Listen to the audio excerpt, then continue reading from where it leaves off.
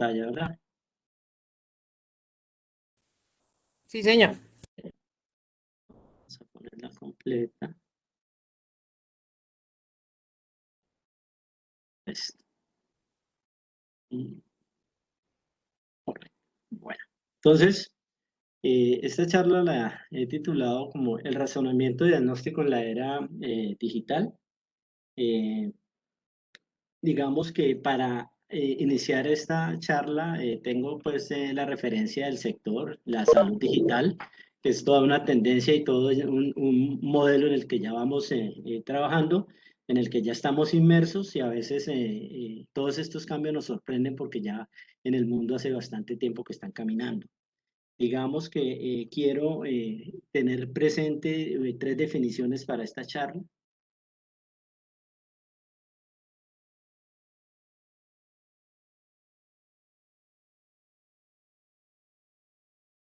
Bueno, la primera definición que quiero tener presente aquí es qué es el razonamiento. Digamos que en una definición simple tenemos que decir que el razonamiento es esa facultad que permite resolver problemas, sacar conclusiones, aprender de manera consciente. Y en la medicina lo que hacemos nosotros es resolver contingencias en salud, dificultades, problemas que una persona tiene después de perder su condición de salud, digámoslo así, vista desde la definición de la Organización Mundial de la Salud. Aunque hoy ya hay mucha controversia sobre esa definición y la han ido mejorando, donde han participado expertos, entre ellos el colombiano Alex Haddad, una de las mentes más brillantes para resolver conflictos en el mundo, han dicho. Este es un médico anestesiólogo muy interesante en sus planteamientos y han tomado en cuenta sus aportes sobre la definición de salud de enfermedad. Entonces, mire que el razonamiento pues es base fundamental en el aprendizaje y tal vez el razonamiento es de las cosas más difíciles de enseñar, por lo menos en medicina.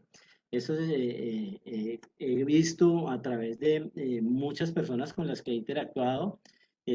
Por ejemplo, la Universidad Rosalind Franklin de Chicago, con la que la Universidad del Quindío tiene convenio. Ellos plantean que el razonamiento es complejo porque a veces no existen las herramientas necesarias para para enseñarlo y que siempre allí hay una dificultad cuando se trata de enseñar razonamiento. El otro concepto que vamos a tener es, ¿qué sabemos nosotros? Salud digital. De pronto hoy escuchamos la digitalización de la salud, ya están digitalizados, acá ya hay salud digital. La salud digital como tal es la incorporación de las tecnologías de la información y las comunicaciones a los servicios de salud.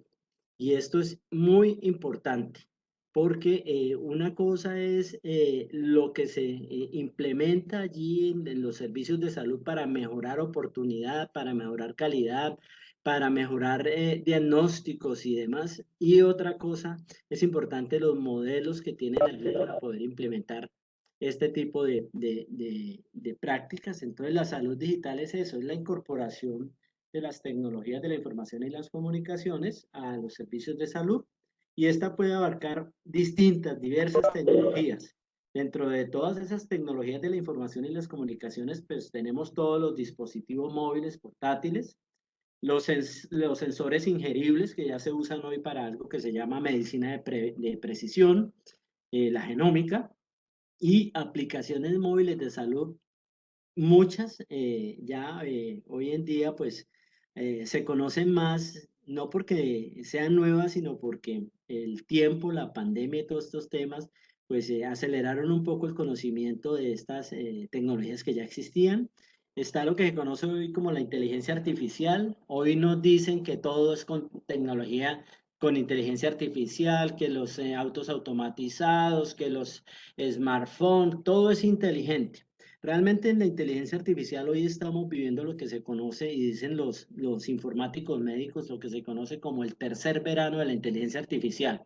Ya hoy la inteligencia artificial se está utilizando básicamente en el entrenamiento de imágenes y datos. Entonces eso lo conocen como el tercer verano de la inteligencia artificial.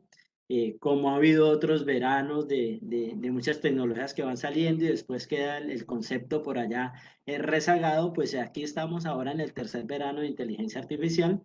Hablamos también dentro de esas tecnologías de la información de los cuidadores robóticos y estamos hablando de los registros electrónicos que considero el pilar fundamental para poder integrar la prestación de servicios de salud con todas las tecnologías que puedan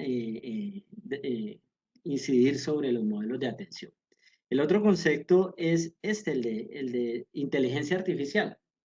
Inteligencia artificial, a su vez, son un conjunto de técnicas y metodologías que permiten aplicar la inteligencia a los computadores, a los sistemas de tecnologías de información de las comunicaciones y a dispositivos y tecnologías utilizadas en el sector salud.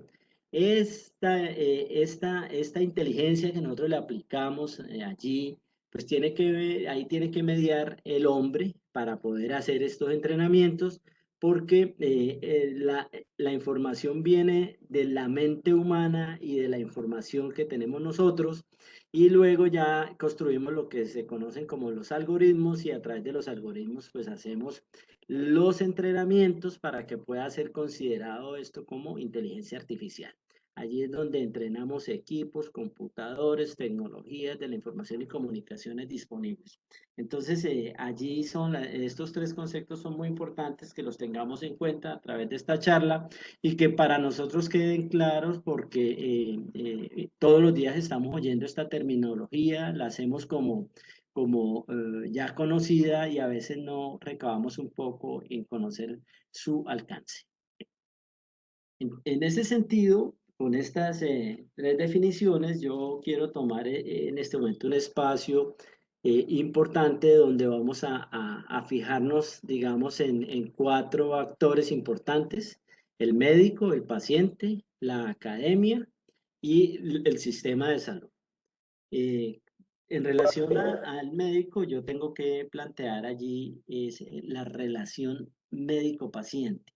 La relación médico-paciente hoy es diferente.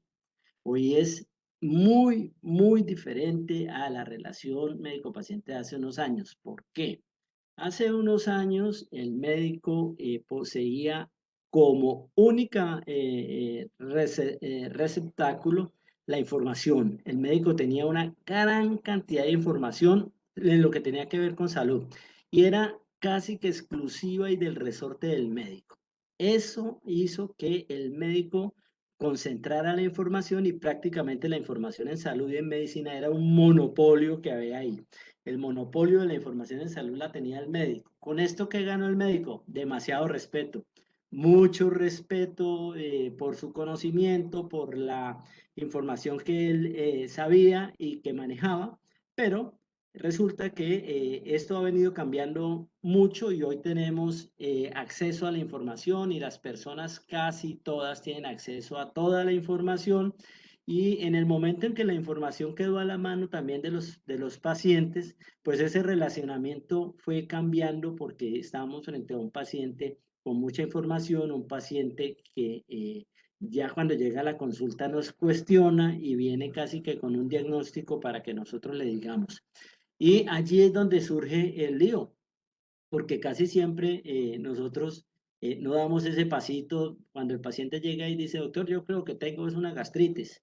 Y entonces, antiguamente, o muchos todavía lo he visto, ¿quién es el médico, usted o yo? Y allí hay que armonizar esto. Esta relación médico-paciente cambia y allí, con esa cantidad de información que maneja hoy el paciente y que maneja la gente, el médico tiene un rol importante y tiene que ir un poco más allá de lo que el paciente maneja en información y por eso es importante que vayamos mirando cómo a través de la academia vamos acortando esa brecha, cómo vamos preparando al médico para esta era digital, qué tipo de información va a manejar el médico y por qué el médico puede ir más allá del paciente.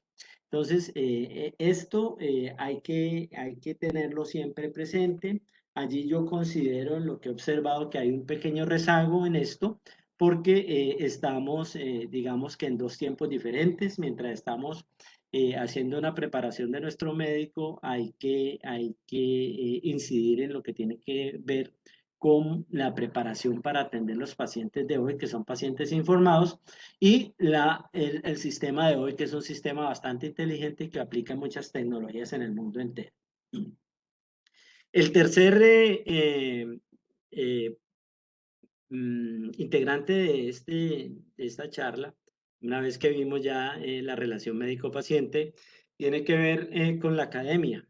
Digamos que desde el punto de vista de la academia, en la academia también los avances son significativos en términos de tecnologías de información, en términos de adaptar el sistema a las nuevas tecnologías, el avance que han tenido y se puede decir hoy en día que los dos sectores que mayor desarrollo han alcanzado con la implementación de las tecnologías de la información y las comunicaciones y con todo este ecosistema digital, donde más se ha medido el impacto y mayores crecimientos ha habido es en el sector educativo y en el sector de la salud.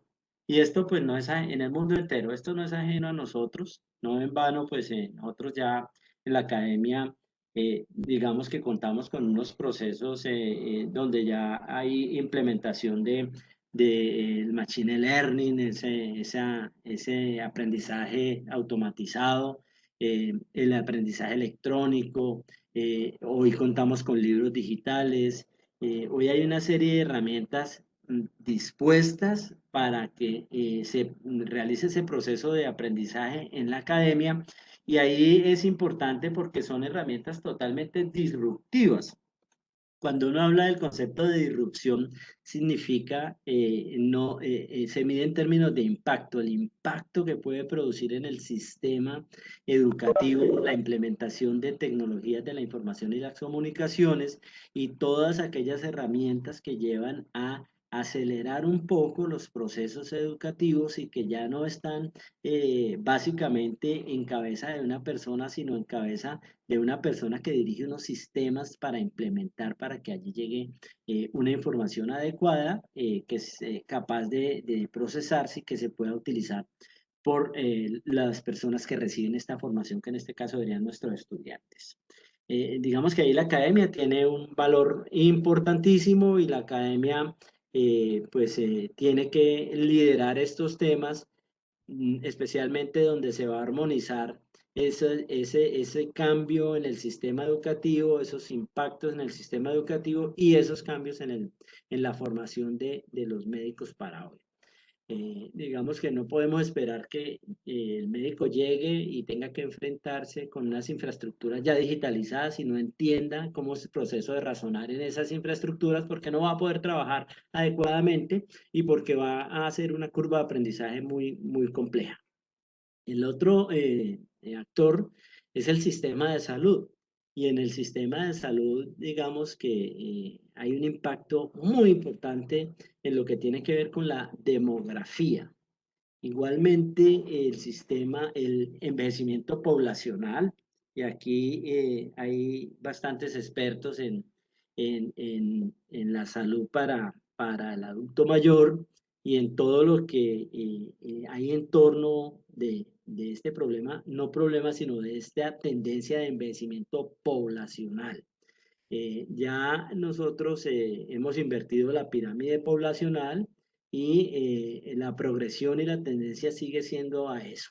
Y allí pues cobra importancia todas las enfermedades crónicas no transmisibles y paradójicamente para llegar al tercer punto de esto que estoy hablando aquí del sistema de salud, pues estamos hablando de los perfiles epidemiológicos. Los perfiles cambiaron mucho. ¿Con qué? Con la pandemia de la COVID-19. Nosotros hace rato en los perfiles epidemiológicos no veíamos muy protagonistas a las enfermedades transmisibles. Hoy, con el tema de la COVID-19, ya vemos cómo los perfiles han ido cambiando y no solamente los perfiles, sino la capacidad de respuesta ante eventos eh, eh, posiblemente prevenibles, como pudo haber sido esta pandemia según el último informe de los expertos independientes que contrató la Organización Mundial de la Salud, 100 expertos analizan que esta pandemia se pudo haber evitado y que hace bastante tiempo todos los que trabajan con enfermedades infecciosas y con manejo de virus sabían que los virus respiratorios estaban próximos a dar un golpe y que se ha podido hacer muchas cosas para que no hubiéramos llegado hasta donde estamos, pero bueno, esta es la situación. Todos los perfiles epidemiológicos han cambiado sustancialmente. Las demandas personales de servicios de salud también, porque el paciente es informado y quiere que le resuelvan un problema de salud a él. Él no vive pendiente si lo van a resolver a la comunidad. Y todas las demandas en salud de los pacientes, de los usuarios, tienen que ver con satisfacer sus expectativas. Entonces allí los sistemas tienen que estar preparados y para eso pues están los modelos de atención en salud que se han ido implementando. Dicho sea de paso, con la COVID pues vimos quedó al desnudo toda la situación de los modelos de atención, especialmente el modelo de atención atención primaria de salud, que no dio respuesta a esta circunstancia y que a pesar de ser un modelo muy antiguo, y lo quisimos hacer recargado en muchas regiones de América, no nos está dando la respuesta que quisiéramos, quizás porque los modelos de atención primaria de salud no han tenido una articulación con las tecnologías de la información y las comunicaciones de manera adecuada para que pudieran dar muchísimo más alcance y darle cobertura a muchísimas más personas en respuesta a una contingencia de salud. Entonces, digamos que estos cuatro actores es importante que los consideremos para el desarrollo de esta charla y vamos a mirar aquí en cuanto al razonamiento científico, eh, mm, en lo relacionado con la academia.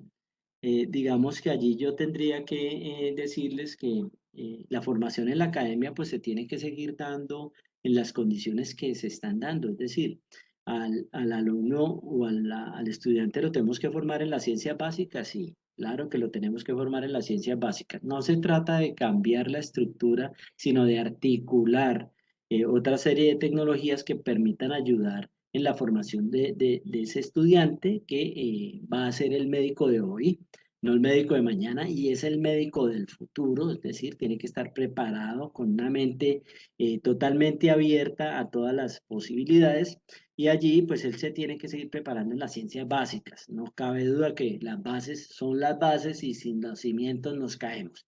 Y en las ciencias básicas yo considero que hoy, y he escuchado voces de muchos expertos y muchas revisiones, que tenemos que incluir todo lo que está pasando en las ciencias básicas, con los desarrollos. Hoy ya conocemos prácticamente el genoma humano en su totalidad. El mundo se ha dedicado un poco al estudio de la mente hoy, pero el genoma ya lo conocemos y allá hay unos desarrollos importantes que tienen relación con la academia. Biología, la biología molecular, la química, todos son herramientas importantes que tenemos que seguir desarrollando y en ellas tenemos que seguir formando a nuestros estudiantes. Allí es importante la biotecnología, es importante el conocimiento de la genómica y las otras ómicas, debido a que pues, con el conocimiento del genoma humano, hoy ya estamos hablando de medicina de precisión a través del conocimiento de la información en el mapa del genoma. Entonces, allí tiene que haber un desarrollo en las ciencias básicas en cuanto a fortalecer la formación de los estudiantes para dar respuesta a estos desarrollos que ya en el mundo van avanzando en todo. Entonces, igualmente el estudiante en formación en las ciencias clínicas debe de avanzar también y hay que incidir mucho con ese estudiante en el razonamiento. ¿Por qué hay que incidir en el razonamiento? Porque pues hay que encontrar soluciones y hay que encontrar soluciones adecuadas que van partiendo del razonamiento.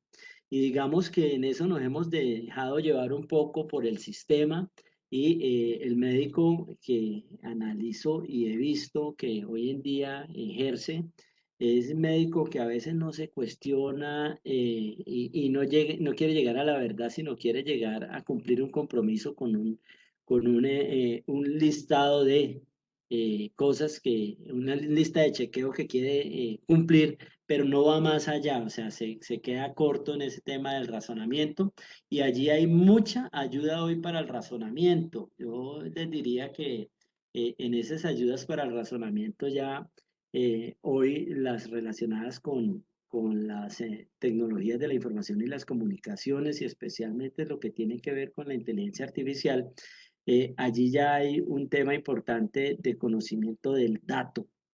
Hoy hablamos del dato como algo fundamental y si hay datos hay capacidad de analizar y hay capacidad de generar una tendencia. Entonces, digamos que en la academia hay que tener muy en cuenta estos aspectos para irlos armonizando al proceso educativo, que estén totalmente articulados en un momento para que el médico que se está formando allí tenga la posibilidad de navegar en ese ambiente de los sistemas digitales en que está empeñado el mundo en desarrollar las infraestructuras educativas, de prestación de servicios, de información y demás. Entonces, pienso que en el médico que estaba formando es importante que se forme en la cultura digital, pero una cultura digital avanzada, ¿no? Nosotros digamos que tenemos algún grado de formación en la cultura digital, hoy utilizamos equipos de comunicación como los teléfonos inteligentes, nuestros dispositivos móviles, las tablets, los ordenadores, y tenemos algún grado de cultura digital, y hoy hablamos de ciudadano digital y pasaportes digitales y muchas cosas que tienen que ver con el concepto, y aquí sí es importante que el médico recabe un poco más y lo formemos desde la academia en la cultura digital. No como está sucediendo ahora que nos toca aprender ya por fuera de la academia e irnos metiendo, porque si no quedamos por fuera, en todos los avances que van saliendo y a veces no nos alcanza el tiempo para llegar a un avance cuando ya hay otro. Entonces, sí es importante que haya una base, una formación en la cultura digital para el médico que está en formación. En esto, al tener una buena cultura digital, es más fácil adherirse a las tecnologías de la información disponibles para el aprendizaje y disponibles para el razonamiento médico, en este caso, ¿no? Yo diría que la idea con todas estas tecnologías de la información que nos pueden ayudar en el razonamiento diagnóstico es que se puede disminuir un poco la incertidumbre de los diagnósticos, podemos tener mejores resultados, hay mayor seguridad para los pacientes y hay más confianza y respeto hacia el médico debido a el conocimiento y el buen uso que haga de las herramientas que tenga para interpretar y para comunicar resultados. Dentro de las herramientas del razonamiento que tenemos, que ahora las vamos a ver un poco más no en detalle, pero sí conocer algo más de ellas. El aprendizaje automático hace parte de esto. El aprendizaje automático lo hacen a través de algoritmos y software con algoritmos. Y así podemos hablar de los que se conocen como los chatbots, que son herramientas para robotizadas que pueden interactuar a veces con las personas en cierto grado de limitaciones, que cuando nosotros ingresamos a algún portal y hacemos contacto con el chatbot y nos va a responder sobre un tema particular, una asignación de una cita, etcétera. Está también la medicina de precisión, que en esto es importante, esto ha avanzado mucho y esto tiene que ver con el dato, y especialmente con el dato que está allá arriba, la Big Data. Esa data que somos capaces de analizar y de utilizar es muy importante si la usamos adecuadamente. Y allí, digamos que en la medicina de precisión se utiliza datos e imágenes. Recientemente, Microsoft y la Asociación de Hospitales HR de España hicieron un convenio donde Microsoft pone a disposición una plataforma que tiene datos, información de pacientes, adherencia a tratamientos, sintomatologías en cáncer colorectal, y la idea es adelantarse a cuando se utiliza bien la data, y eso es lo que hace la medicina de precisión, se adelanta. Y dentro de la medicina de precisión se puede utilizar con las genómica y las ómicas, cuando podemos determinar en un gen si hay receptores para un medicamento específico. Sabemos que le podemos ingresar con nanotecnología los microchips con la información o con el medicamento, chips ingeribles, y va a tener la dosis y el fundamento de acción en el punto específico y la efectividad. Entonces allí digamos que hay mucho desarrollo en esto, en estas herramientas. También las herramientas que utilizan reconocimiento de términos médicos y diagnósticos, como más adelante les voy a mostrar la herramienta con la que funcionamos nosotros para América Latina con las universidades y que están en 140 países en el mundo, de cómo utilizan los datos de signos, síntomas, diagnósticos para generar un apoyo a la decisión diagnóstica con listas importantes de diagnósticos, con diagnósticos diferenciales por fármacos y con acceso a algunas bibliotecas de medicina basada en evidencia. Todas estas pues son herramientas que están disponibles ya, y lo que necesitamos es avanzar desde la academia. Allí nos toca romper un poco el paradigma de la formación ortodoxa, y abrir la mente un poco para dejar ingresar más aquellas tecnologías de la información que bajo un buen análisis eh, sean importantes de organizar. Allí, en esto, tendría que decirles que si nosotros hacemos un buen análisis, podemos encontrar herramientas que nos serán muy útiles para ayudar al proceso de la formación. eh, eh, y hacer otro tema importante que ha tenido pues todo lo que tiene que ver con la data es el reconocimiento de imágenes. Hoy en Estados Unidos, el diagnóstico de riesgo cardiovascular se hace a través de imágenes de retina. Y hay una cantidad de imágenes de fondos de ojo donde las retinas tienen unos cambios que el cerebro, pues digamos, la mente humana a veces es incapaz para reconocerlos todos, conoce la mayoría, pero no todos. Y allí ya han demostrado ellos con ciertas imágenes cuáles son los pacientes que van a tener riesgo cardiovascular, a quienes hay que hacerles cateterismo y a quienes no. Y esto es clave, sobre todo porque digamos que nosotros nos movemos todavía con escalas, con la escala de Framingham, con una cantidad de escalas, y ya las han puesto en calculadoras médicas que nos dan el riesgo, pero ya esto ha avanzado muchísimo, va más allá del dato, y aquí están es en el análisis del, del, de la imagen. Entonces, no sé si en este momento quiero profundizarles un poco sobre todas estas tecnologías de la información y las comunicaciones, también como herramientas de inteligencia artificial tenemos eh, las tecnologías diagnósticas, todos los sistemas de soporte de aprendizaje automatizado que les estaba comentando, donde podemos entrenar con inteligencia a las computadoras para que nos arrojen unos datos después de organizar todos los algoritmos. Tenemos las tecnologías terapéuticas como la genómica y otras ómicas, donde podemos llegar con nanotecnología a una parte específica de receptores de medicamentos o de información. Está la tecnología organizativa, que es lo que tiene que ver con la medicina personalizada hoy, la capacidad de dar respuesta a las demandas de salud de las personas. Y en cuanto a la biotecnología, pues hoy estamos hablando de medicamentos biotecnológicos. Yo veo muy probable en el futuro corto que vayamos que vayamos a- a salir ya de la farmacopea tradicional, o sea, la aspirina, todos esos fármacos, pues van a tener que hacer el viraje hacia la fabricación y la producción biotecnológica en ellos, porque pues esa es la tendencia mundial, y ya vemos las farmacéuticas muy dedicadas a eso, se han dedicado a comprar empresas para tener su línea de genéricos y atenderla desde ahí, pero el gran mercado está en la biotecnología de fármacos. También estamos hablando de lo que es la robótica y la impresión en 3D. En robótica, pues ya hay cirugía robótica en neurocirugía, en ginecología, en urología y en muchas otras áreas. Y también las impresiones en 3D de órganos, que es de lo que se viene más próximamente.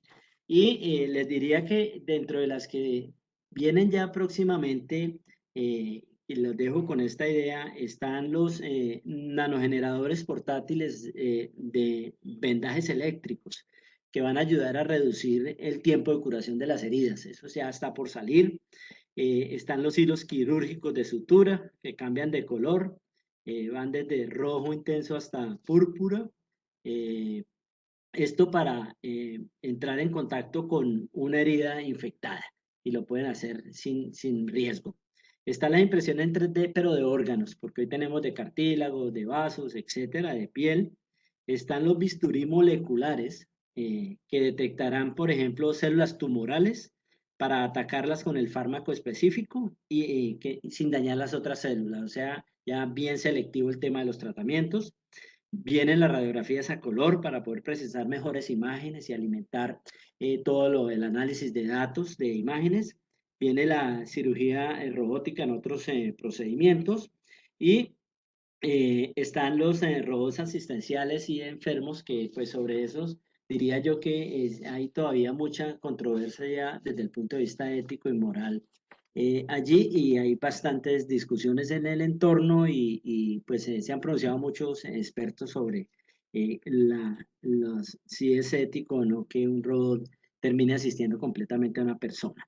En cuanto a lo que estábamos hablando de la alianza de Microsoft con España, lo que tiene que ver con este dato sanitario, eh, ellos consideran que esto es la ciencia del siglo XXI y representa lo mismo el análisis de Big Data y poder utilizar la data, ellos lo asemejan a lo que significó la biología molecular para la medicina del siglo XX. Entonces, digamos que allí Microsoft ha desarrollado es una plataforma de inteligencia artificial que mediante la integración de distintos datos clínicos, analíticos, radiológicos, genómicos, de tejido, de sangre, etcétera, y de tratamiento que se generan en cada uno de los pacientes, permiten identificar, son patrones complejos que los identifica el software o el algoritmo, y de patrones complejos de comportamiento y encontrar unos modelos predictivos para poder anticiparse a y hacer un tratamiento, por lo menos en este punto que tiene que ver con el cáncer colorectal. Aquí quiero mostrarles la bibliografía que consulté para esta conversación en New Medical Economics, en un artículo muy interesante de este experto Javier Carnicero Jiménez de España, donde habla de las tecnologías de la información y las comunicaciones en los sistemas de salud. La Pontificia Academia Provite de la Universidad del Vaticano, un documento muy importante que con mucho gusto se los puedo compartir ahora a Ana si lo necesitan, a los correos, para que tengan este documento muy interesante de una visión de la ética y la implementación de estas tecnologías y cuáles pueden ser a juicio de muchos expertos el valor de una de ellas, las ventajas de unas y cuáles pueden ser las desventajas de otras. Y también un monográfico que hacen de los hospitales de la próxima década, que es donde estamos ya asistiendo a la digitalización completa de todas las infraestructuras en salud. Entonces, esta es la primera parte de la charla. No sé si sobre esto hay algún comentario antes de mostrarles lo que es una herramienta de inteligencia artificial que sirve para el razonamiento diagnóstico, que es la idea.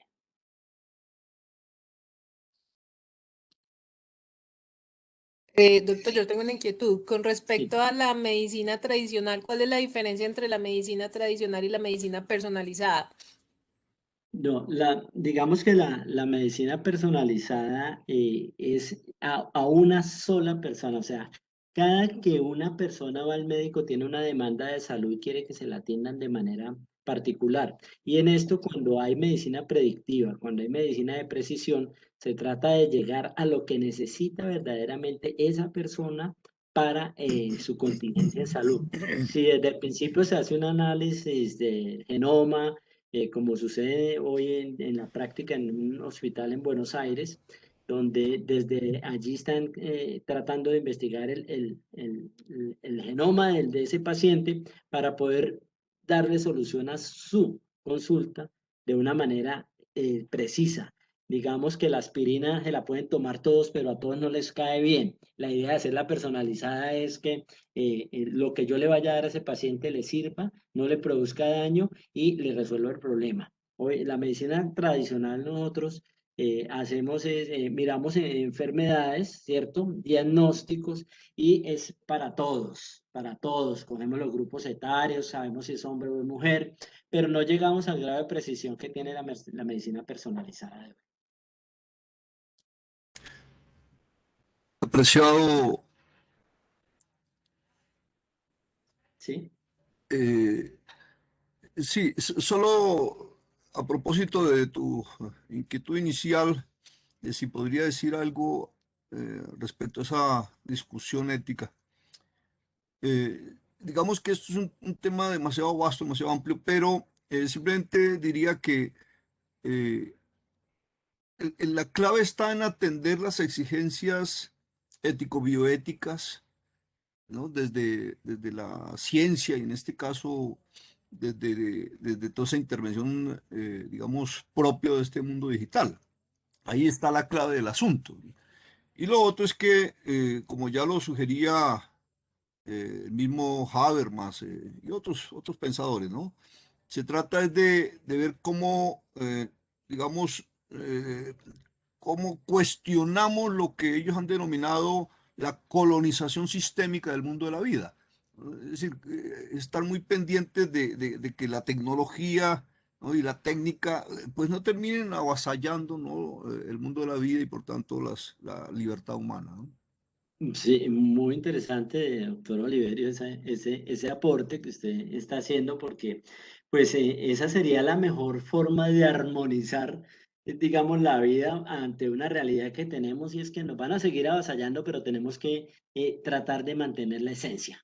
Es decir, la humanidad, las humanidades, digámoslo así, no van a desaparecer en la atención de los pacientes y en la prestación de servicios ni en nada en la vida. Y hay que blindarlas y hay que armonizarlas y tratar de ver cómo pueden compaginarse, que es lo que usted está expresando con muchísima claridad. Y allí es donde yo digo está el punto clave. Ese es el punto clave para poder pensar en esto y ir sacando las barreras que a veces tenemos.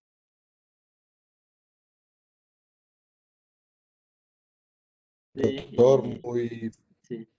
muy interesante la charla, muchas gracias. Esto que mencionas es muy interesante. Pues, una de las cosas que escuché que me llamó mucho la atención es enmarcar a la población en general, a la comunidad médica, al personal de salud, en las nuevas tecnologías, ¿cierto? Yo específicamente trabajo con nanotecnología aplicada a medio ambiente y a salud. Entonces trabajo con nanomedicina. Y lo que usted dijo es muy cierto, hay que cambiar la manera en que se ve todo, desde la prevención hasta el tratamiento, ¿cierto? Todo cambia. Yo por lo menos trabajo en terapia anticancerígena, trabajo con varias estrategias, justamente tratando de mejorar la calidad de vida de los pacientes, ¿sí? Trabajamos con cáncer a través de una técnica que se llama fototérmica, terapia fototérmica, y otra que se llama terapia fotodinámica. Y lo que buscamos es atacar las células cancerosas, específicamente ellas, y que no haya daño alrededor. Sí, evitar los inconvenientes de la quimioterapia, de la radioterapia, y simplemente entender cómo se comportan las células en el cáncer en comparación con las células sanas, ¿sí? Y una vez entendemos ese tipo de cosas, desarrollamos las estrategias para llevar el medicamento anticancerígeno específicamente a la célula del cáncer, ¿cierto? y que no ataque a las de al lado. Una de las estrategias muy interesantes que más ha funcionado y que hemos tratado y que hemos trabajado en el laboratorio es que las células cancerígenas tienen expresados unos receptores que se llaman folatos, ¿cierto? No sé, entonces nosotros diseñamos nuestros vehículos, nosotros hacemos unas nanopartículas metálicas donde en la superficie le colocamos, digamos, doxorubicina o cualquier medicamento anticancerígeno y le colocamos al ladito moléculas de ácido fólico. Entonces, con eso garantizamos que ese vehículo, eso es como un pequeño caballo de Troya, ¿sí? Que viaje en el cuerpo y que llegue específicamente a la célula del cáncer. Los receptores folatos y el ácido fólico se unen y ahí suelto ya la doxo, digamos, y ataco el cáncer. Nosotros, pues obviamente, dependemos de los laboratorios, de las células, de todo. Tenemos células GILA, trabajamos con las células GILA, pero ahora pues ya venía después de pandemia, cuando pase todo esto ya tenemos el encargo de células para hacer colorectal también, ¿sí? Ya. Entonces, me parece interesante este tipo de charlas porque vincula mucho y personas como yo, que yo no soy médico, yo soy doctora en fisicoquímica, en nanotecnología, entonces es como buscar esa, esa interdisciplinariedad entre ustedes y nosotros y buscar nuevas terapias, nuevas alternativas, nuevas tecnologías que obviamente nos viene muy bien a nosotros y al planeta para mejorar todo, ¿no? Así que no, Doc, le agradezco la verdad, muy interesante escucharlo, ojalá se den más de este tipo. Jorge, muy interesante conocer en qué van, porque a veces uno no sabe en qué van nuestras universidades. Ayer estaba viendo, la Universidad Nacional estaba graduando en nanociencias, una cohorte muy interesante, y uno se da cuenta que hay trabajo, que ese trabajo es un esfuerzo importantísimo en la academia y no lo podemos dejar perder porque no se integre. Exacto. Y allí es donde tenemos que ir dando ese paso todos, no solamente para que nos interrelacionemos, sino que además hagamos interoperable toda esta serie de sistemas que puedan ser compatibles, información procesada Sí, a efectos y vehículos para llegar allí. Sin duda estás trabajando en medicina de precisión con tu sí. tecnología. Allí vamos a llegar Pues, cuando estemos preguntándole, eh, Jorge, venga, para llegar a esta célula, ¿con qué llegamos? Eso es precisión, eso es personalizado prácticamente. ¿Ya? sí, Muy es interesante. todo un tema. Y ahora justo, pues, usted sabe, Doc, que uno las investigaciones las publica en revistas internacionales, ¿cierto? Eh, pero ahora realicé un review aprovechando la pandemia, todo esto. Tengo un review específicamente sobre cáncer colorectal y nanotecnología. Entonces, en ese review, em, uní muchas investigaciones, las más importantes que encontré, con el encapsulamiento de medicamentos o las diferentes estrategias para tratar el cáncer colorectal a través de la nanomedicina, ¿sí? En estos momentos yo creo que la otra semana lo envío a publicar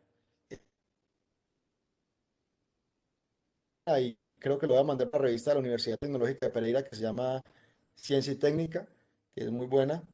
Y lo hice en español, para que quede acá, para que quede para la gente, para que quede para nuestros colegas, que sea fácil de entender por muchas personas, por mis papás, por la gente de la calle. O sea, la idea es como bajar un poquito las cosas para que la divulgación de la ciencia y de los avances le pueda llegar a todo el mundo, ¿cierto? Entonces, ni bien lo Qué publique, bueno, lo estaré contactando y le envío una copia original, Doc. muy bueno. Eso sí te la voy a encargar muy encarecidamente, porque pues a veces uno pierde el paso de cómo van acá y está mirando afuera y resulta que acá Sí, también vienen totalmente. corriendo, Tal cual, corriendo, y tal uno está cual. esperando afuera, pero no. Muy interesante esto, parece muy, muy, muy bueno. Entonces, no sé Sí, si... vamos a seguir con la otra parte que, gracias a lo que está diciendo Jorge, quiero darle el enlace con la otra parte. Eh, eh, Ana, no sé cómo seguir compartiendo la pantalla. Aquí le digo compartir contenido para cambiar la charla. ¿Qué hago? ¿Va a cambiar de presentación? Sí, Ah, Doc, deje de compartir esta y comparta la otra. compartir. Una opción que Aquí, dice dejar de compartir. no la veo. Desactivar. Fíjate, arriba en la parte superior. Ahorita, ¿no? Aquí dice detener compar. ¿Com? Eso. ¿Esa era? Ese, Esa, ese, ese. ese es. Ah, bueno. Listo. Acá ahora sí. Y ya, entonces puedo compartir, pero la otra charla, ¿cierto? Voy a decir aquí Sí, compartir y vamos a compartir aquí. A ver, era- Hacerla abrir, doctor, en la misma pantalla principal para que la vean. Ahora, ah, ver,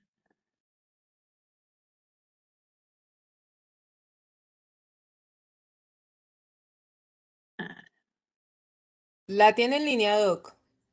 aquí. Ah, ya. A ella, ahí me están viendo, ¿cierto? La Sí, nueva señor. pantalla. Bueno. sí, doc. Voy a hilar un poco lo que, gracias Jorge por lo que acabaste de decir. Resulta que para poder llegar allá donde está Jorge, ¿sí? Ahí hay que partir de una base fundamental, aquí donde está el médico en la formación. Yo tengo que tener un diagnóstico, saber qué le sospecho a esa persona para poder llegar hasta donde está Jorge y decir lo más probable es que tenga un cáncer colorectal y vamos a darle este tratamiento de quimio, ¿cierto? De la siguiente manera, a través de nanotecnología, bueno, del método que yo tenga. Entonces allí es donde nosotros nos devolvemos, digamos, un poco para poder dar el paso de una manera más segura y mejor. En este caso, se trata de una herramienta que te sirve para apoyo a la decisión diagnóstica. Esta herramienta se ideó por lo siguiente. Resulta que la clasificación internacional de enfermedades hoy presenta entre 10.000 y 12.000 diagnósticos. Y la Organización Mundial de la Salud ha registrado más de 100.000 signos y síntomas. La pregunta de siempre es, ¿yo tengo en cuenta 12.000 diagnósticos o conozco los 12.000 diagnósticos o me formaron para dar respuesta a una contingencia a través del razonamiento en tantos diagnósticos? ¿O conozco los 100.000 signos y síntomas completos que acompañan esas enfermedades y más?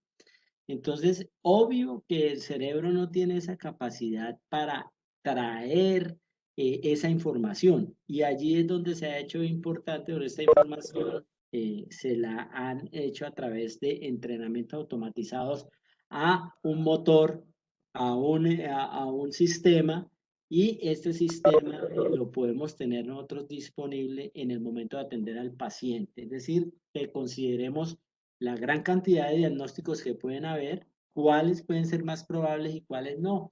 Y con eso disminuimos un poco la incertidumbre del diagnóstico y la tendencia al exceso de confianza en nosotros los médicos muchas veces en pensar que es el diagnóstico que pensamos y no hay otro. Y eso, pues, hoy en día yo veo con mucha precaución lo que tiene que ver con el riesgo médico legal y las demandas crecientes hacia los médicos. Y veo mucho médico ya estudiando derecho y mucho médico abogado porque saben que hay una debilidad y un vacío importante. Entonces, no solamente por eso, sino por nuestro paciente, por la seguridad de tener un diagnóstico para un paciente. Hablamos de calidad, de buen trato, y en esto es importante que al paciente se le informe bien y se llegue a un diagnóstico en el tiempo oportuno, tener una oportunidad del diagnóstico y poder no caer en lo que conocemos como la visión del túnel diagnóstico, que solo pensamos en lo que decimos y creemos y estamos muy seguros que eso es. Entonces yo quiero hacer un ejercicio aquí sencillo, práctico, de lo que significa esta herramienta. Esta herramienta fue creada hace más de 23 años. La crearon y la desarrollaron en Reino Unido. En particular, hicimos ya una presentación para algunos docentes. No sé si algunos de los que estén acá asistieron, pero la presentamos con el doctor Duque eh, para brindar una posibilidad de ayuda a mejorar el aprendizaje y la enseñanza del razonamiento diagnóstico. Esta herramienta, digamos, es una base de datos importante que está en la nube, es una herramienta web.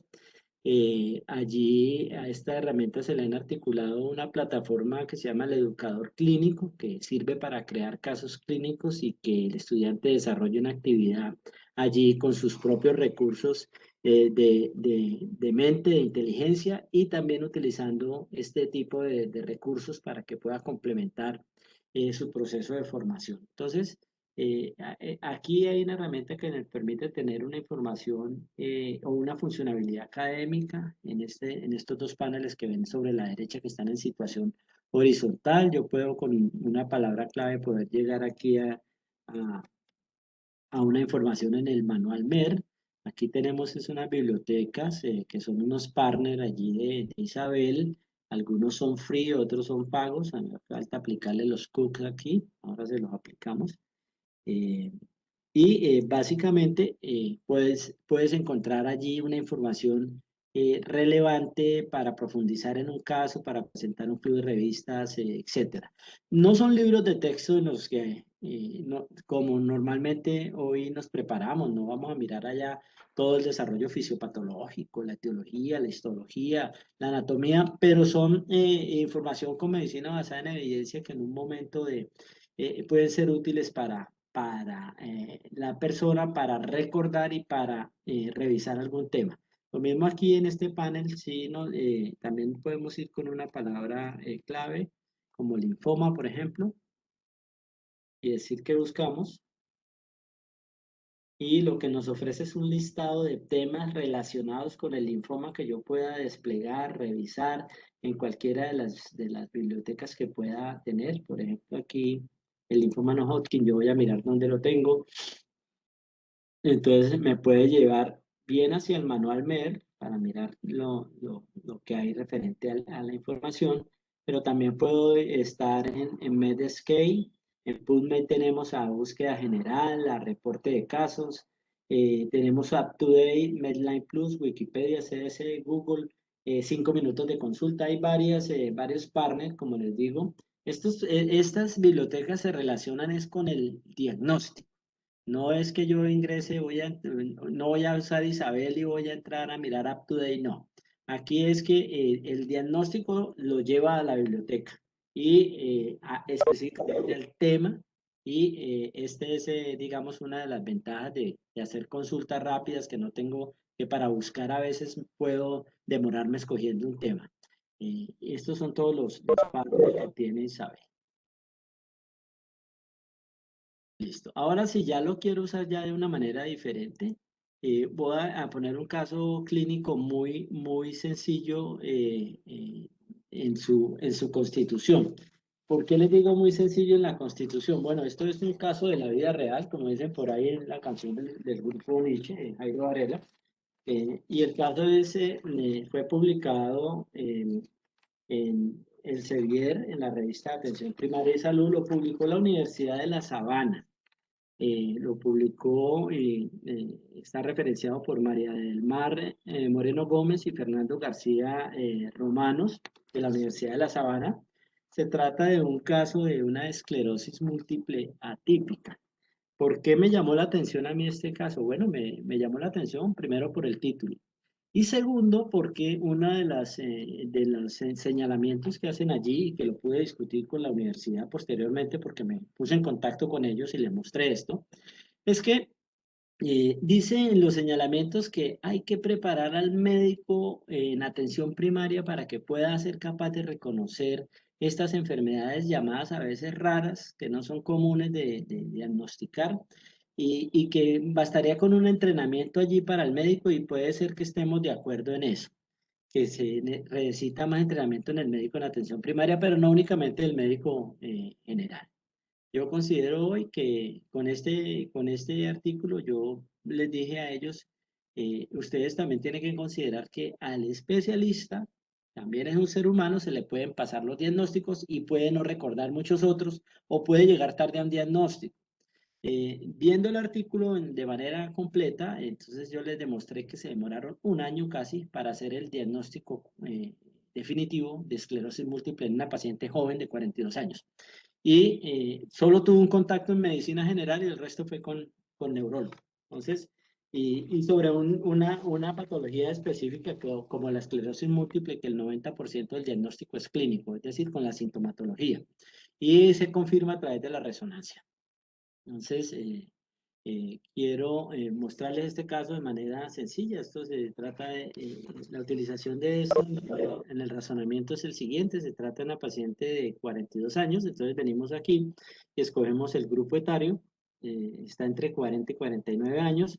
Esta información demográfica como el grupo etario, el sexo, escogemos que es una mujer. Si está en edad fértil nos va a preguntar si está embarazada o no. Ella no está embarazada. Y la historia de viaje, tercer dato demográfico que utilizamos acá, está en América del Sur la paciente. Yo puedo, si la paciente es originaria o viene procedente de otro sitio, yo puedo escoger aquí. ¿Por qué están estos tres datos demográficos? Porque esos datos son los que ajustan el motor y nos permite tener las patologías relevantes para la edad. Es decir, en el grupo de 40 a 49 años, qué diagnósticos pueden existir, qué patologías pueden haber, porque son diferentes. El recién nacido y el adulto se enferman de manera diferente.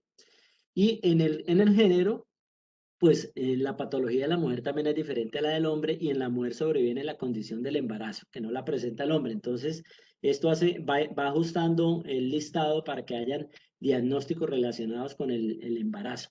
Y en la historia de viaje, pues también es muy importante porque nada más pensemos cómo llegó la COVID-19 acá. Entonces, cuando uno puede tener en el perfil epidemiológico ajuste con enfermedades prevalentes en determinadas zonas, pues eso nos garantiza que vamos a tener una mayor cobertura en las posibilidades diagnósticos y vamos a tener cómo llegar a un diagnóstico con más precisión.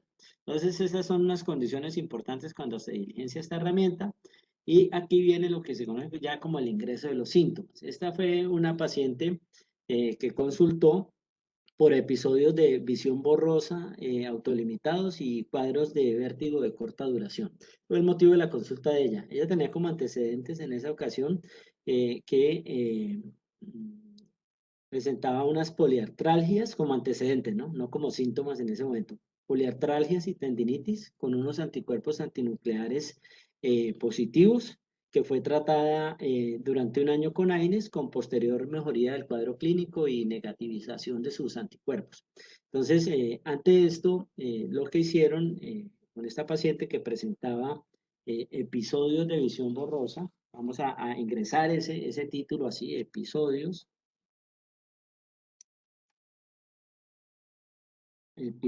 de visión borrosa autolimitados.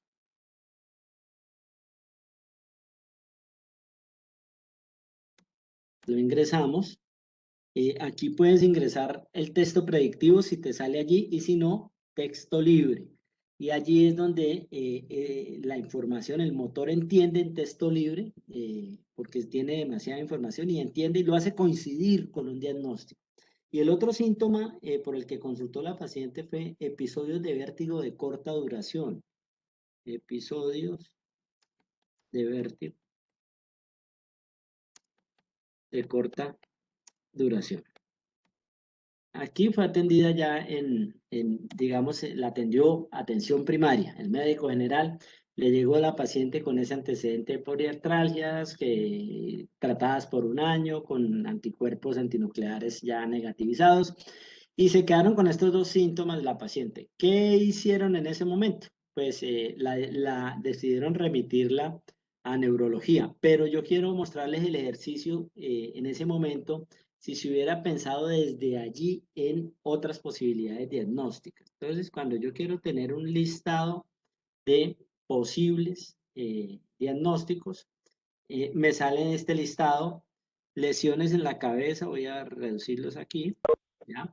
Los que ustedes ven en la franja anaranjada son los más probables, en la franja amarilla son los probables y debajo de la franja amarilla, ahora mostramos, son los menos probables, pero quiero mostrar aquí básicamente lo que sucede con este ejercicio. Un primer ejercicio, digamos, aquí en este primer ejercicio, pues están lesiones en la cabeza, ataque isquémico transitorio, un accidente cerebrovascular, seguramente pensaron en eso, y por esos signos, por esos síntomas decidieron mandarla al neurólogo. Pero yo voy aquí donde veo un diagnóstico probable que se llama esclerosis múltiple. Digamos que desde la atención primaria a mí me hubiera quedado muy fácil por el examen físico y demás y por la historia clínica descartar una lesión en la cabeza, pues por lo menos de origen traumático y tratar de descartar una ACV también lo hubiera podido hacer desde en ese primer contacto con el paciente y al ir descartando esas posibilidades, pues pude haber llegado a lo mejor aquí hasta esclerosis múltiple en el descarte. ¿Sí? Sin embargo, bueno, digamos que esa conducta estuvo bien en remitir a esa paciente hacia allá, hacia el especialista. El paciente la remiten al especialista solamente porque estos dos signos y síntomas eran los que persistían en ella. Cuando llegan al especialista, entonces la estudian y le hacen una resonancia y consideran que con la resonancia y con el estudio del especialista, estos signos y síntomas no tienen, no los pudieron relacionar con una enfermedad neurológica y por eso no los pueden relacionar con una enfermedad neurológica, a pesar de que en la resonancia se evidencia una lesión de sustancia blanca en centro semioval izquierdo de posible origen inflamatorio desmielinizante. Allí pues lo que hacen es eso, le dan salida a la paciente porque no pudieron establecer relación de esa sintomatología. Posteriormente, esa paciente volvió al servicio de urgencias por un cuadro clínico de disartria y afasia, ¿ya? Llegó con eso, y afasia expresiva. Y había comentado la paciente que hacía 4 meses había estado presentando episodios de astenia y de adinamia, pero ella no le consultó a nadie por la astenia y la adinamia y tampoco se le investigó y seguramente pues ahí no hay culpa del médico ni de nadie, sino la paciente no consideró importante eso. Pero si yo ingreso esos dos síntomas, astenia y adinamia, hacía 4 meses que la paciente había presentado y vuelvo y hago aquí mi ejercicio, yo quiero que miren lo que sucede acá. Enseguida empieza a subir la probabilidad de que sea una esclerosis múltiple o que se tenga en cuenta ese diagnóstico. Pero bueno, ahí no había culpabilidad de nadie. Entonces, digamos que vamos a ingresar los signos y síntomas por los que ella llegó, que fue una afasia, expresión, básicamente. Llegó con una dificultad para el lenguaje, una disarte. La ingresamos y llegó con una afasia expresiva. Yo la puedo tomar de texto diagnóstico si me aparece y no hay ningún problema.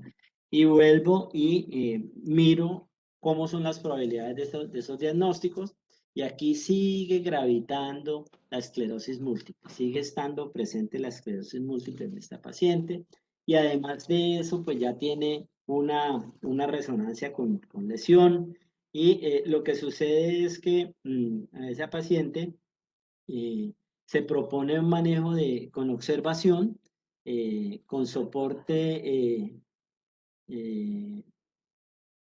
evidenciando buena evolución con remisión de la sintomatología, por lo que se procede ya le hacen la resonancia, tiene la lesión desmielinizante de sustancia blanca, la dejan en observación, van mejorando esos síntomas y lo que hacen es que le dan salida y le dicen que control por ambulatorio. Posteriormente, esa paciente regresó un mes después, acude al servicio de urgencias del hospital por disartria asociada a hemiparesia derecha, o sea, volvió a repetir la disartria y le apareció un síntoma nuevo allí. Entonces, digamos que vamos a sumarle el síntoma nuevo que le apareció allí, es la afasia. Ah, perdón, esta ya la vemos, afasia. Vamos a sumarle el síntoma nuevo que le aparece y es hemiparesia, pero quiero ingresarle el resultado de la resonancia. El resultado de la resonancia fue lesión. Este sistema te recibe resultados, interpretación de paraclínicos, no metan cifras ni nada, ahora les comento por qué. Entonces, digamos, había una lesión desmielinizante, perdón, lesión desmielinizante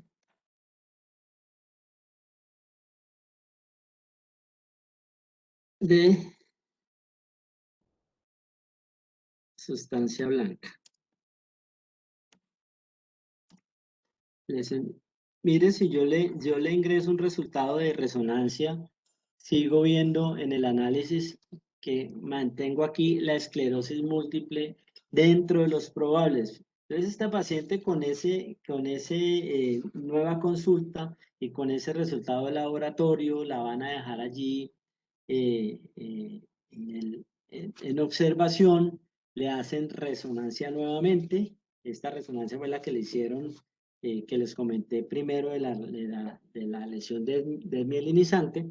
Luego ella consulta al mes que le hayan dado salida, consultó pues por la hemiparesia derecha y otro episodio de disartria. Allí la hospitalizan, le hacen una resonancia nueva donde encuentran unas lesiones supratentoriales, le hacen examen de líquido cefalorraquídeo, le hacen electrolitos, encefalograma, perfil hepático, función renal, pruebas, marcadores de anticuerpos, le hacen una gran cantidad de exámenes que en la mayoría de sus exámenes, todos estuvieron básicamente dentro de los parámetros normales.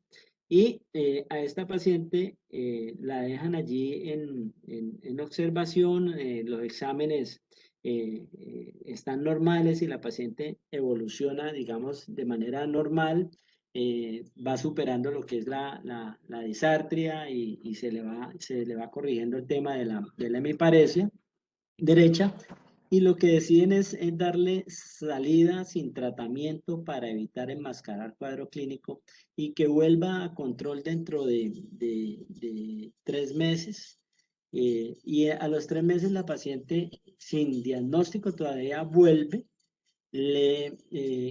con nueva resonancia. La resonancia muestra exactamente lo mismo, lesión desmielinizante, las 3 lesiones supratentoriales. Y ahí es cuando dicen, esto es una esclerosis múltiple. Entonces, básicamente el ejercicio lo coloco porque allí vale la pena tener en cuenta los razonamientos. ¿Por qué no pensamos en otras cosas? ¿Por qué no razonamos sobre lo que pudiera haber sido? Porque tenemos exceso de confianza, porque no nos acordamos de toda la cantidad de diagnósticos que puedan haber. Además, aquí yo le había podido hacer un diferencial por fármacos, por ejemplo, que me ofrece la herramienta y es ver que todos estos fármacos pueden producirme estos signos y síntomas y si yo lo detecto en la historia clínica, pues es un factor para tener en cuenta a la hora del diagnóstico.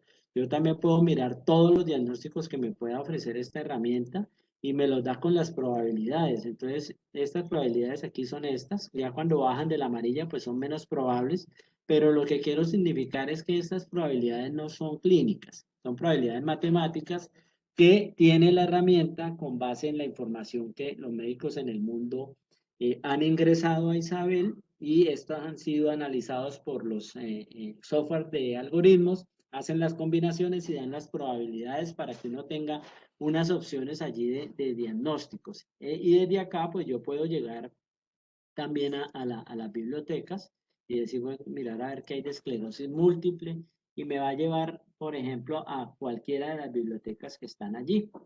para ver esclerosis, yo puedo ir también a 5 minutos de consulta y puedo ver esclerosis, cualquiera de las, aquí está, la puedo mirar. Entonces, cualquiera de las bibliotecas las puedo utilizar en un momento en que yo tenga duda o quiera precisar sobre algo que se me haya olvidado. Entonces, digamos que esta es la base de esta tecnología de la información, ¿sí? Que es un motor, una base de datos que te va a suministrar unos diagnósticos después de haber ingresado una cantidad de signos y síntomas y los hace coincidir con los diagnósticos existentes con el que más probable pueda ser.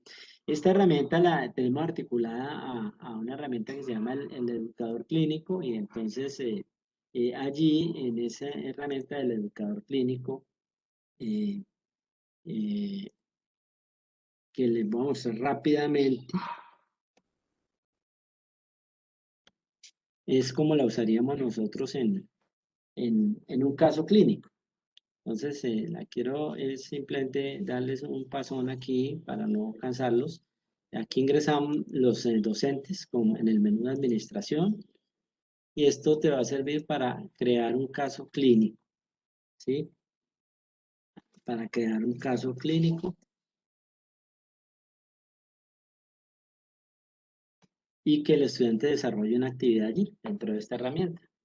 Entonces, aquí viene ya este menú de administración. Yo aquí debo formar un grupo, ¿sí? Y en este creo un nuevo grupo que se llame Uniquindío, perdón, Uniquindío, lo formo y a ese grupo lo voy a alimentar con casos clínicos para hacer ejercicio dependiendo de lo que yo quiera evaluar en mi estudiante. Entonces creo un nuevo caso, ¿cierto? Allí y aquí le digo, a ese caso le voy a llamar Emma- Mouse 1, ¿sí? Lo selecciono para incluirlo dentro del grupo Uniquindío. Le doy posicionamiento, ese es el primer caso que creo ahí en Uniquindío. Aquí le decido cuántas veces quiero que el estudiante consulte la plataforma para desarrollar la actividad, lo dejo en ilimitado y siempre me mantengo aquí en activo. Aquí, digamos, yo coloco las condiciones de la actividad. Esta actividad se va a hacer tal y tal cosa, usted va a ingresar así, así, de esta y esta y esta manera y al final de la actividad también le pongo una nota para que le aparezca, que va a ser de tal y tal forma, ¿cierto? Y aquí tengo unas preguntas predeterminadas que son de la siguiente manera. Las preguntas es, si yo le estoy organizando un cuadro clínico, el estudiante debe de desarrollarlo él con su conocimiento, con lo que sepa, con lo que le han enseñado y con lo que haya estudiado. Y lo realiza. Y aquí le puedo preguntar, por ejemplo, que me diga el diagnóstico principal, que me diga qué laboratorios se van a hacer, cuál es el tratamiento. Si yo le quiero adicionar preguntas, yo le puedo agregar preguntas y cambiarlas de posición y ubicarlas acá. Yo le puedo decir, explíqueme cuál es su diagnóstico principal, dígame 3 diagnósticos diferenciales, qué vio en la imagen de tal y tal cosa, a qué corresponde. Yo puedo hacerlo aquí agregando preguntas y posicionándola siempre en donde dice pre, o sea, las preguntas antes de usar la plataforma Isabel, de usar la herramienta Isabel. Entonces la desarrolla el estudiante solamente con sus capacidades, con su conocimiento. Y además, esa es la primera actividad. La segunda actividad es desarrolle, complemente esta actividad utilizando una herramienta de diagnóstico diferencial como Isabel. Entonces hay unas preguntas que si después de usar Isabel le sirvió, que si encontró otros diagnósticos que no consideró ahí, que si entró a las bibliotecas y qué exámenes de laboratorio le hizo falta o qué tratamiento. Entonces todo esto lo organizo acá. Estas preguntas pues no son obligatorias, yo las puedo tener obligatorias o permanentes o puedo siempre agregar y grabo los casos, digamos que dejo las mismas preguntas, edito el caso, fíjense que aquí ya me sale Mouse 1, Universidad del Quindío, la nota de inicio y la nota final, las preguntas y aquí es donde yo voy a empezar a cargar la información para que el estudiante desarrolle la actividad. Yo le cargo un caso clínico al estudiante y en ese caso clínico le voy a cambiar, le selecciono un archivo, ¿cierto? Y le voy a cargar un caso clínico para que él lo pueda desarrollar, ¿sí? Vamos a ver, paciente 3, paciente,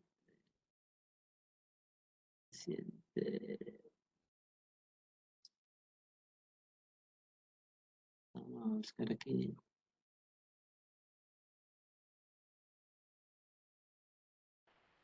Y caso clínico. Y le doy un nombre, es presentación del caso, por ejemplo, presenta caso clínico. El nombre, presentación del caso.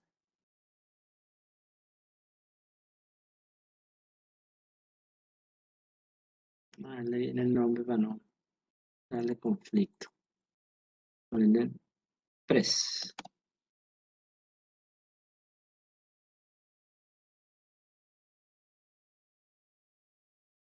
Presentación. Bueno, vamos a ver si no me dé conflicto acá. Listo, y le puedo subir los paraclínicos, resultados. Bien, selecciono, perdón, un segundo, vamos a grabar aquí esta información. Subo ese caso de manera individual, listo. Aquí los siguientes campos, Bueno, aquí de pronto nos va a dar todos los resultados. Selecciono otro archivo de resultados para clínicos. 3. La hora. Y lo grabo. Listo. Y aquí, por ejemplo, hay una información abajo para yo poder hacer retroalimentación con el estudiante. Y yo le voy a enviar la respuesta, pero quiero que la respuesta la vea después de la actividad. Entonces yo programo toda esta actividad aquí. La puedo hacer. Acá hay una caja que dice comentarios para el administrador. O sea, yo puedo tener ahí una información para el profesor, que la ve solo el profesor y que solo la vaya a usar para él.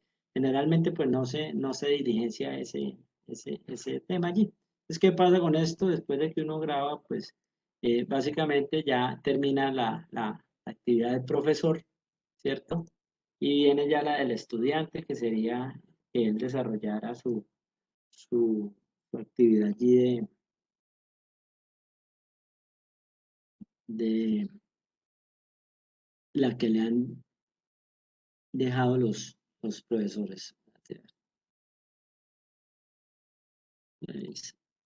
Aquí.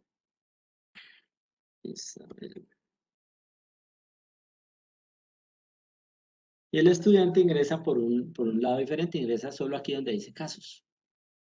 ¿Y qué es lo que va a encontrar aquí? Pues un caso formado, el mouse 1, se llama Uniquindío, acá está la información del caso. No le grabé bien la información, pero realmente aquí lo que le va a salir son los archivos que yo estaba tratando de grabar y que no los hice bien allí por la premura del tiempo. Entonces él consulta ese archivo y ahí le van a decir lo que yo le voy a dar de información. El caso clínico es estos laboratorios, estas imágenes para que usted lo desarrolle. Y acá él viene a iniciar el caso y aquí se identifica con su correo, con lo que tenga, le da una clave y contesta las preguntas que tiene que contestar allí. Esto lo está haciendo solo el estudiante. Ya este desarrollo aquí no utiliza ninguna herramienta, ¿sí? Va contestando las preguntas que se le están formulando de acuerdo a lo que haga. Y graba la actividad para que vaya quedando cargada. Y la segunda parte de la actividad del estudiante es, utilice ahora la herramienta. Entonces, él utiliza la herramienta aquí, va a decir que era un paciente de 42 años, que era mujer, que no está embarazada, que está en América del Sur. Vamos a poner que tenía diarrea, fiebre, vómito. Listo. Y ya él con esto va a obtener unos resultados y aquí se va a dar cuenta que a él le faltaron varios diagnósticos, no los tuvo en cuenta y va a obligar a que su cerebro empiece a pensar en otros diagnósticos y vaya cambiando ese razonamiento y se vaya adaptando a pensar muchos más diagnósticos y a considerar otros. Y aquí pues puede el estudiante tener la ayuda de la biblioteca, ingresar, ver, revisar tratamiento y todo eso para complementar su actividad. Al final le va a quedar siempre un informe de lo que él escribió al principio, ¿cierto? Aquí lo va a tener siempre. va hacia la actividad final.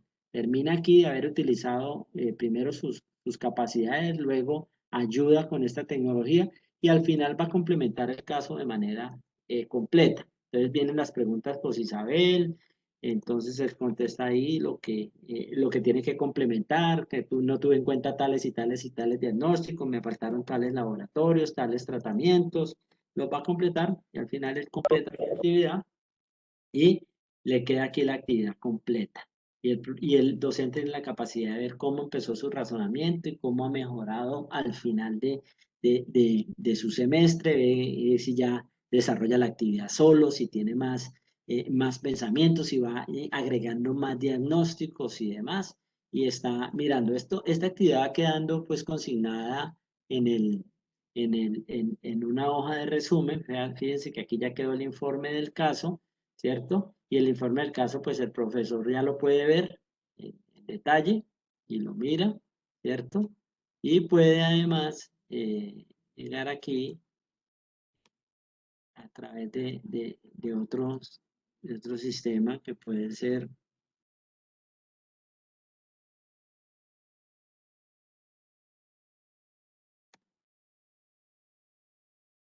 y puede ver acá, si esto lo utiliza especialmente cuando son muchos alumnos, entonces él ve el reporte de caso para ir escogiendo eh, cómo y viendo cada reporte de cada alumno.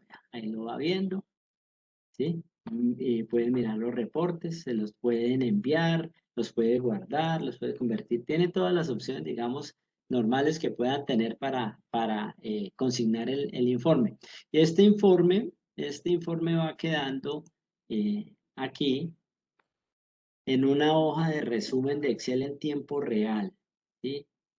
Aquí, solo la ve el profesor. Y aquí le dicen ese Excel que abro allí, a qué horas empezó la actividad, cuánto tiempo se demoró, a qué hora la terminó, qué bibliotecas consultó, cuáles fueron los diagnósticos.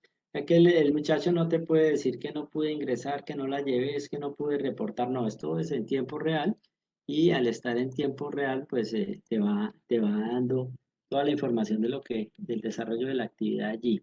Esta herramienta básicamente es para entrenar eso, el razonamiento. Esta herramienta la utiliza Rosalind Franklin por eso, porque les ayuda a que piensen en otros diagnósticos y se acostumbren a tenerlos en cuenta siempre en cualquier ejercicio que hagan frente a un paciente. Entonces, digamos que allí está concentrada esta herramienta que funciona siempre con la base de datos que está ahí de Isabel, con el motor y que lo que se ha planteado con Isabel Elquer es que siempre la actividad la haga primero y como debe ser el diagnóstico es médico, el ejercicio de razonamiento lo hace el médico y después puede tener, y siempre que él considere puede tener una ayuda. Sí, hay cosas sencillas de diagnosticar, hay cosas que no, que generan incertidumbre y ahí es donde debe aplicar la ayuda. El médico la utiliza cuando la necesita, no siempre. Es decir, un paciente que observaron en urgencias, a las 2 horas le dieron salida y regresó. Hay que volver a replantear el diagnóstico. Como vimos el diagnóstico de la esclerosis múltiple, allí es donde se puede utilizar este tipo de herramientas que ayudan al razonamiento. Y si yo tengo entrenamiento en razonamiento, pues seguramente voy a plantear muchísimas más opciones de diagnóstico y encontrar rápidamente el diagnóstico preciso para estos pacientes. Esa es la finalidad aquí de esta herramienta que hoy está teniendo un avance y un desarrollo para 2022.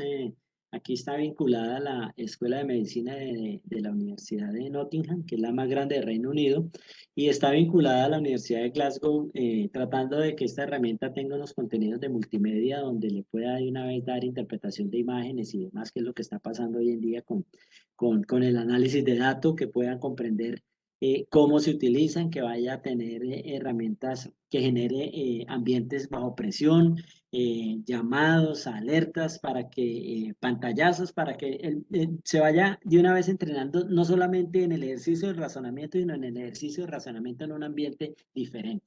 Entonces, este es el planteamiento, esta es la herramienta que quisiéramos que la universidad la pudiera probar y usar como ya están usándose en otras partes pues allí parte fundamental tiene que ver con el docente, con que mire las bondades y que planee cómo puede ayudar a mejorar el razonamiento en su alumno, que lo pueda llevar a un mejor resultado, que lo pueda hacer más competitivo para que sea un médico de hoy y no un médico de ayer. Esto era lo que quería presentarles.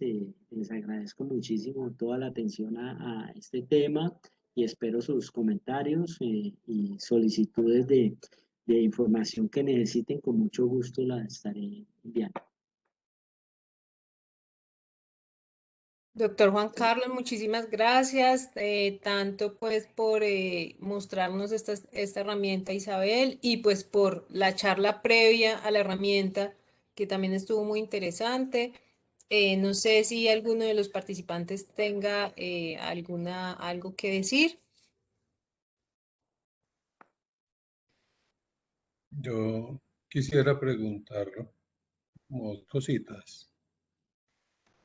Claro, doctor. Doctor Pasto, buenos días. Buenos días. Mi nombre es Carlos Ernesto Rosso. Quería saber, en este entorno latinoamericano, ¿cuál es la experiencia que se tiene con Isabel en la formación y si se ha logrado con esa experiencia hacer comparación entre métodos no innovadores y este método, no necesariamente con esta aplicación, sino con este método de gestión de la información y la razón y el ordenamiento racional y secuencial de los datos obtenidos? Doctor Rosso, muchas gracias por la pregunta. Yo le digo con toda sinceridad, en Latinoamérica, en el entorno latinoamericano, no tenemos experiencia. Primero, porque demoramos un poco en la homologación de términos para contar con la versión en español. Segundo, la plataforma también tuvo trabajo para que la pusiéramos en español. Y tercero, digamos que ha sido complejo tratar de ingresar en el segmento educativo.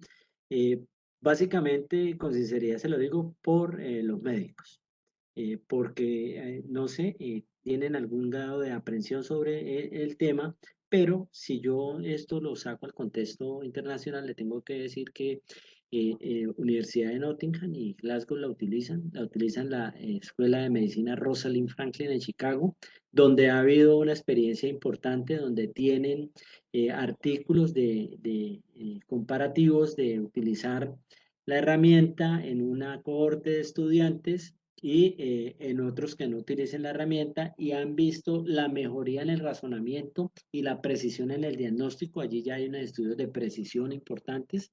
En Minnesota también hay varias escuelas ya en Canadá que la están utilizando y la principal experiencia está en Estados Unidos, Canadá y Reino Unido. Y si hay estudios que con mucho gusto se los puedo hacer llegar sobre cómo los han utilizado y cómo han mejorado, digamos, sus procesos de razonamiento los estudiantes en determinados años o semestres que estén.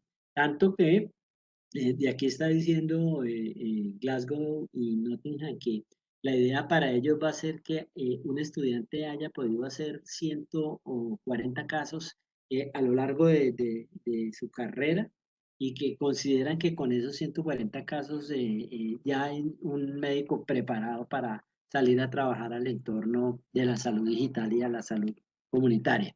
Pero en Latinoamérica no tenemos ninguna experiencia, ha sido muy complejo. Estoy en este momento adelantando pruebas piloto con la Universidad Peruana de Ciencias Aplicadas, la Universidad Leonardo da Vinci en Perú, la Universidad Leonardo da Vinci está en Paraguay, la Universidad Técnica de Centroamérica está en Honduras. Quiero adelantar esta con Universidad del Quindío, vamos a adelantar con el Bosque posiblemente y estamos tratando ya de tener un tema con México que va muy bien en el sentido de que estamos con el Tecnológico de Monterrey y la Universidad Autónoma Nacional de México, que estamos en etapa de valoración de la herramienta desde el punto de vista tecnológico para su implementación en un campus tan gigantesco como es ese. México, posiblemente allí vamos a arrancar con esas dos universidades y con un entorno digital porque en México pues se piensa todo es grande, de algunas plataformas tecnológicas como Medikit que tiene un tema innovador que se llama la receta electrónica. Vamos a llegar con ellos, son 32.000 médicos y un centro médico que se llama Punto Médico en México. ¿Una otra pregunta?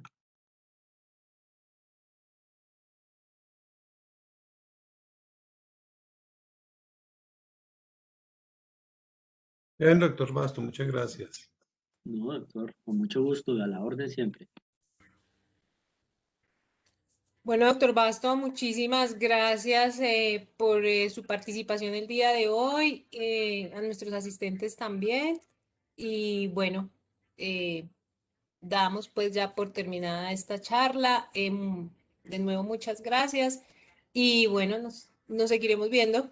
Bueno, y cualquier solicitud de información, si quieren tener algo de la bibliografía, con mucho gusto, Ana, y podemos poner en contacto y te la envío si la requieren.